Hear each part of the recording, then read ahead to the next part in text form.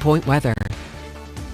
Good evening. It has been a quiet day here across the region, but things are going to change once we head into tonight, as we will see our next weather system bring rain, freezing rain, and sleet to the area once we get closer to midnight. Right now, mostly cloudy skies and a temperature of 26 as we take a live look out over the Youngstown Warren Regional Airport. Upper 20s, low 30s area wide. And as we head into tonight, temperatures will slowly start to rise, and I expect temperatures into the mid 30s as we head towards tomorrow morning. We have quiet conditions here on a pinpoint radar, just mainly cloudy skies, and I expect that to remain the case for the next few hours until we get towards later this evening and into tonight. We do have a winter weather advisory in effect for the entire region. This goes until tomorrow morning for that potential for a glaze of ice on surfaces as we head towards tomorrow morning. So our next system, where is it currently? It's just down to our south. You can see freezing rain, even thunderstorms, southern Ohio,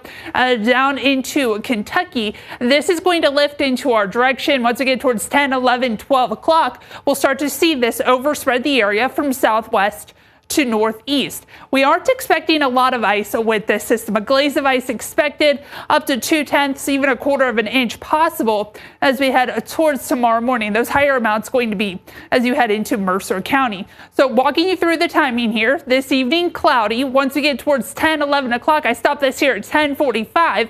We start to see some rain and some freezing rain begin to push into the region. Notice it overspreads the area once we get after midnight with temperatures in those low 30s.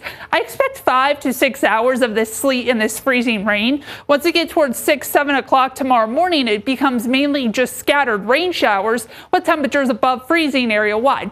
We'll see precipitation come to an end by midday Thursday. Thursday afternoon going to be cloudy with temperatures climbing into the low 40s for afternoon highs.